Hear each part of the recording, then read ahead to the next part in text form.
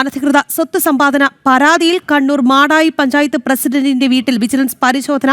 മുസ്ലിം league നേതാവ് സഹീദ് കായിക്കാരന്റെ വീട്ടിലാണ് കോഴിക്കോട് നിന്നുള്ള വിജിലൻസിന്റെ സ്പെഷ്യൽ സ്ക്വാഡ് പരിശോധന നടത്തുന്നത്. വിവരങ്ങളുമായി മിഥുൻ പിള്ളയുണ്ട്. മിഥുൻ, ഇതെപ്പോഴാണ് പരിശോധന തുടങ്ങിയത്? ഒപ്പം തന്നെ ഇപ്പോഴും പരിശോധന തുടരുന്നുണ്ടോ? എന്താണ് ഈ പരിശോധനയ്ക്ക് ആധാരമായ വിഷയം? രാഖി, കോഴിക്കോട് വിജിലൻസ് സ്പെഷ്യൽ ഡിഎസ്പിമാരായ സുരേഷ്, രമേശ് എന്നിവരുടെ നേതൃത്വത്തിലാണ് മാടായിൽ ഇപ്പോൾ ഈ പരിശോധന നടന്നുകൊണ്ടിരിക്കുന്നത്. മുസ്ലിം ലീഗ് നേതാവും മാടായി പഞ്ചായത്ത് പ്രസിഡന്റുമായ സഹീദ് കായിക്കാരന്റെ വീട്ടിലാണ് ഈ വിജിലൻസിന്റെ റെയ്ഡ് ഇപ്പോൾ നടന്നുകൊണ്ടിരിക്കുന്നത്. അനധികൃത സ്വത്ത് സമ്പാദന കേസുമായി ബന്ധപ്പെട്ടാണ് ഇത്തരം ഒരു റെയ്ഡ് ഇപ്പോൾ നടന്നു വരുന്നത്. മാത്രമല്ല, ഇയാളെ സംബന്ധിച്ച് അനധികൃതമായി സ്വത്ത് സമ്പാദിച്ചു, വിവിധയിടങ്ങളിൽ സ്ഥലം വാങ്ങിച്ചു എന്നടക്കമുള്ള ആരോപണങ്ങൾ ഉണ്ട് എന്നാണ് മനസ്സിലാക്കാൻ വേണ്ടി സാധിക്കുന്നത്.